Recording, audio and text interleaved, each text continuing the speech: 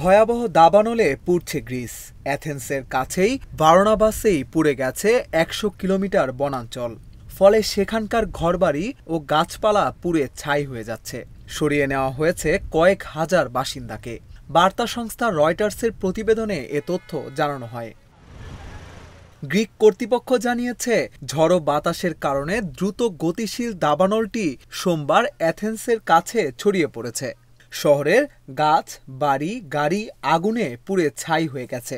এরই মধ্যে বেশ কয়েকটি হাসপাতাল এবং শহর ও গ্রামবাসীকে সরিয়ে নিতে বাধ্য হয়েছেন তারা। শনিবার থেকে গ্রিসে ৪০টি দাবানল সক্রিয় রয়েছে। কোনো কোনো জায়গায় আগুনের শিখা ৮০ ফুট উচ্চতায় অবস্থান করছে। ৭টি দাবানল নিয়ন্ত্রণে আনতে চেষ্টা করছে দমকল বাহিনী। কাজ করছে ফায়ার সার্ভিসের ৬৭০ সদস্য।